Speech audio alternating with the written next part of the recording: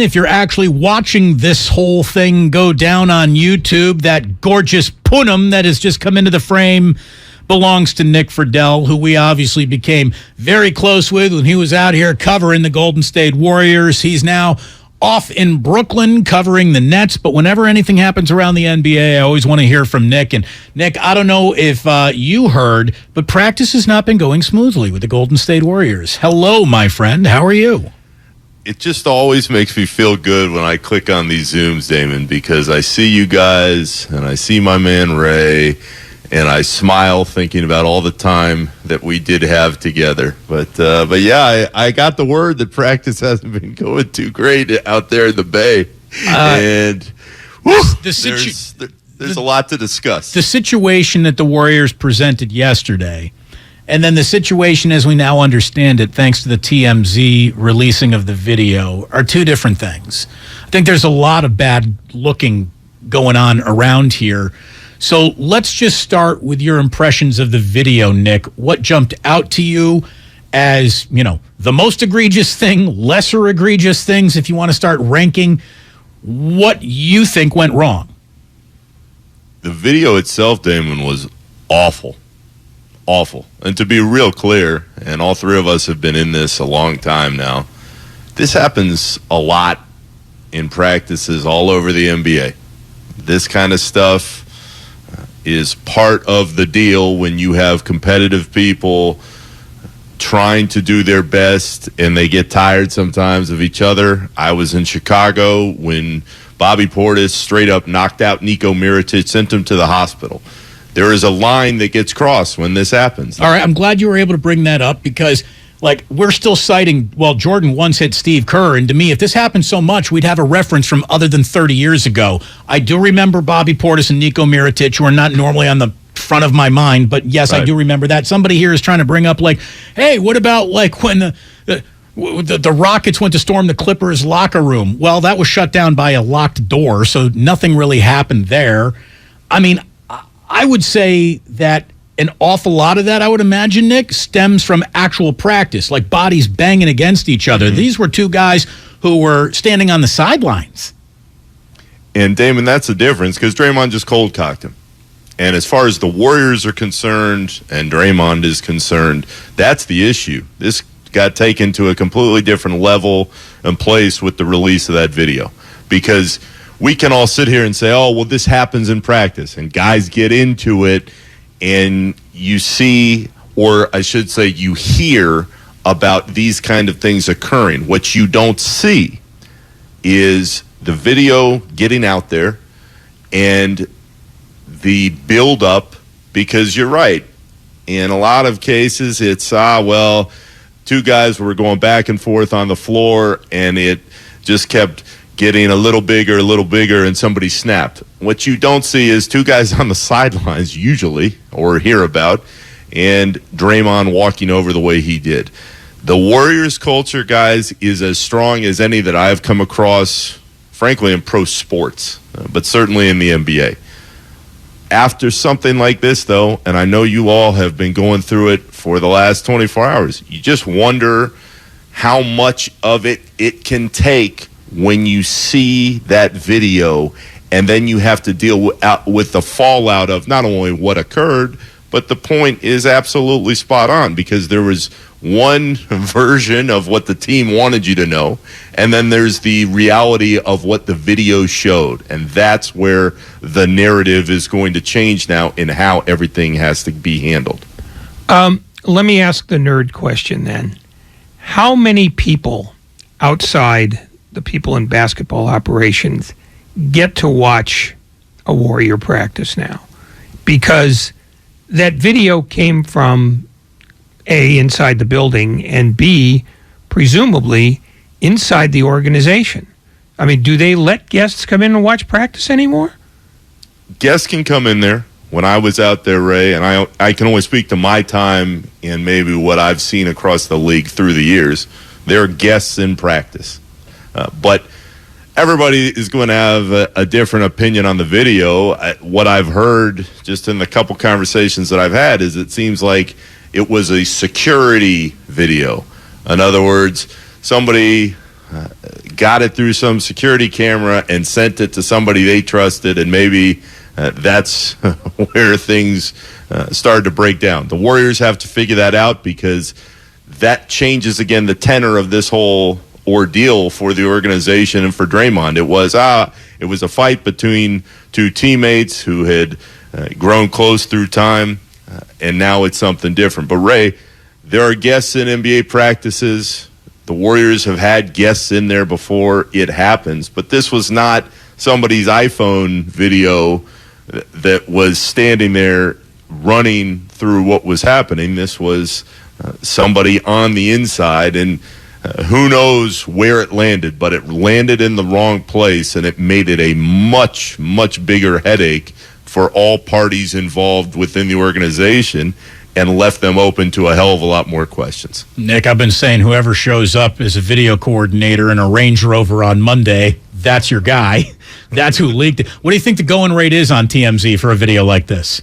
It's anyone's guess, but when I saw that thing this morning, I went, all right, this was more than $5 or $10 grand. Oh, yeah. When you have that type of evidence to stuff, whew, I was thinking on a low end, maybe 50, but it's all a guess at this point. I mean, to me, you'd have to be buying me out of my potential career in the NBA, because if this did come from the inside, that's someone who wanted to work in the NBA. When you sold video, what did you charge? Yeah, when you leak stuff. No chance. Nick Friedell here on 95.7 The Game. So we all know that this league, the ultimate where the rubber meets the road is the talent that you have and the basketball that you play. So where do you think Draymond actually stands in the Warriors' eyes right now? Because, you know, Jim Harbaugh used to call guys trusted agents. I don't know if he's a trusted agent, but he is a Defensive Player of the Year candidate. So it's not like this is a player that you can be comfortable just saying, get out of here, we'll be just the same, we'll be just as good with you, if not better, than without you. Like, he's not that guy. So where do you think the Warriors, if they are going to circle back to, like, discipline beyond this weekend's practice, what do you think happens? Damon, if I'm the Warriors, the answer to your question is actually very simple. You go to Steph Curry and you say, Steph, what do you think should take place here? Because nobody is more respected up and down that organization more than Steph is. And Steph has the read of the room. He sets the tone in so many different ways for everything that occurs on and off the floor. And he's extremely close to Draymond. And he is extremely close to all the other guys because everybody looks up to him so much. So as important of a voice as Andre can be, or Kevon Looney, or Clay, guys who have been there, to me, if I'm running things, you're listening to everybody, sure. But you're talking to Steph and you're saying, hey, what do you think we need to do here? And however Steph decides it needs to be handled, that's how you handle it.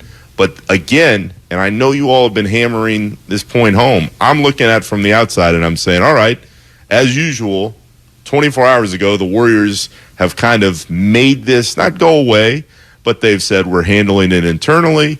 You put Steph and Bob and Steve Kerr up there and you deal with it as publicly as you can in the moment, but everything shifts now. But you go to Steph and you say, this is your guy. We love Draymond, but is the juice worth the squeeze?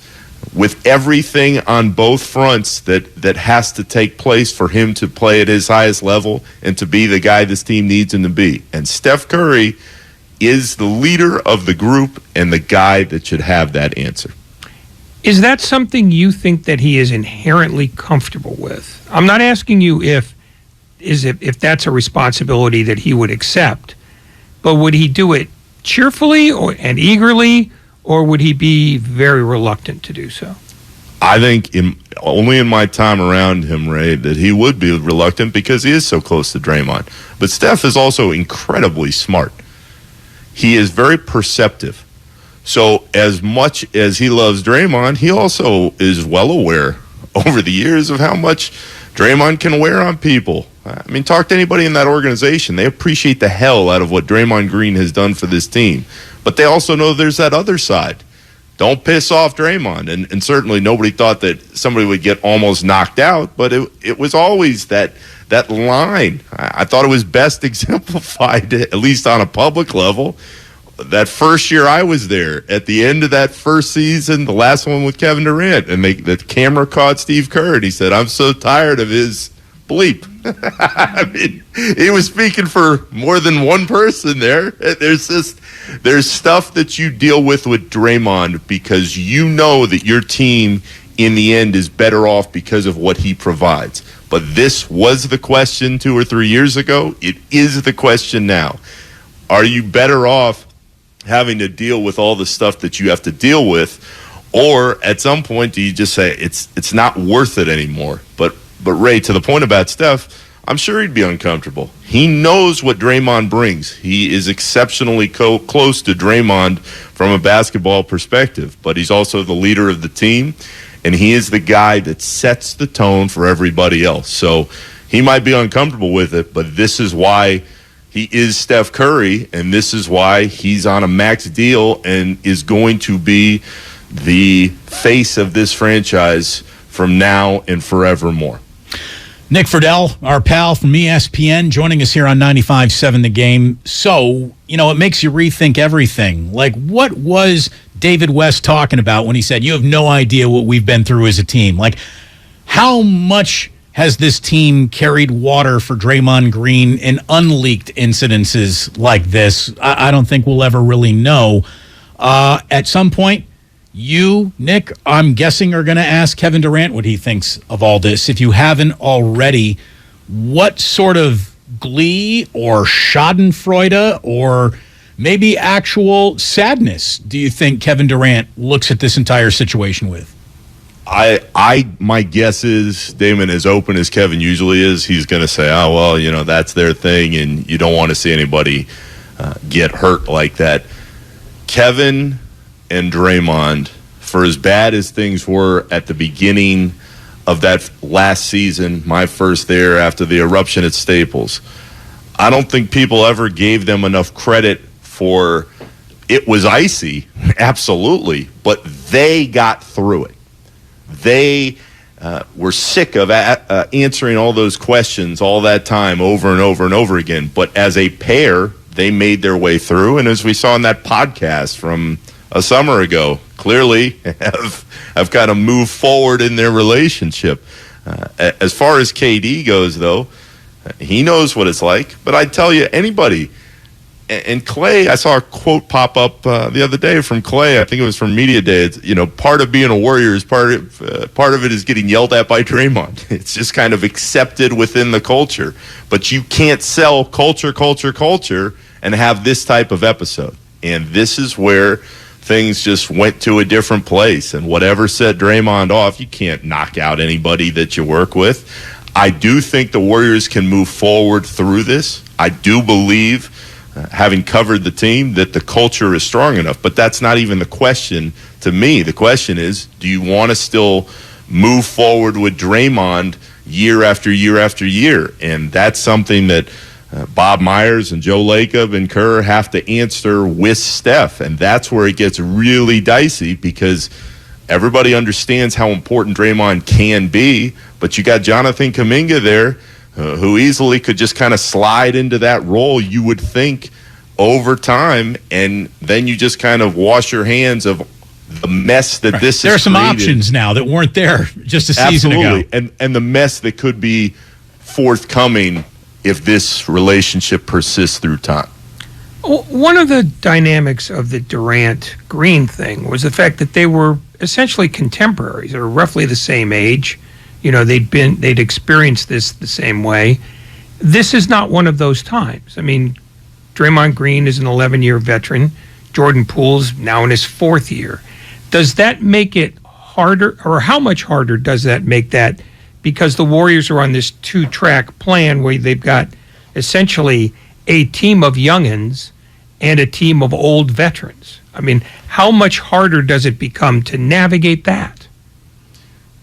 It's tough, Ray. And as you say that, I still can't believe they won that title last year on those 2 tracks. It's like the bonus title that I don't even believe they thought was coming at this point. But as difficult as it would be, and as much as Draymond has meant to the organization in winning those 4 titles, I don't think it's as tough as it may appear to be in the moment, because when you're looking at who can help this team more in the future, the answer is abundantly clear. It's Jordan Poole. And if you're going to give him that contract, and who knows what happens with all the money, I know there's a lot of different layers to that as well. If you're committing to Draymond or Jordan Poole for years to come, that one is very easy. You're committing to Jordan Poole. So that might be tough for the older group, the Steph and Clays, to come to grips with, but maybe not, because they know full well just how good Poole has been, just how much they figure he can still improve. And even before this episode, everybody knew that Draymond was going the wrong direction strictly from a playing standpoint. So there are a lot of different reasons why things could go off track. But as far as that decision on where to go with the older guy who's helped you get there, or the younger guy who wants to help pushing you to the next title, Ray, that one's easy, at least where I sit. You go with Poole and you don't look back. Just popped into my mind, ayahuasca. That can save this. Let's get all the Warriors together, one big drum circle, ayahuasca for maybe Draymond only, and that should calm everyone down. Nick, thank you for joining us. You're one of the first persons I thought of wanting to talk about this today. Thanks for being a late ad, man. Always, and I throw this one just as we get out of here, Damon. Draymond has an immense amount of respect in that room, but when you cross that line, you just wonder if everybody else is now sitting there going, maybe this is it. And we're not going to find out in the next day or two, but this is a hell of a starting point on a year where they genuinely believe that they have a chance to repeat. Watch Ron Adams in that video. Watch the look on Ron Adams' face, the way he puts his hands on his hips. He can't believe it. Oh, no. Yeah, here we go again. Yep. Nick, thank you so much, man. Guys, I miss you.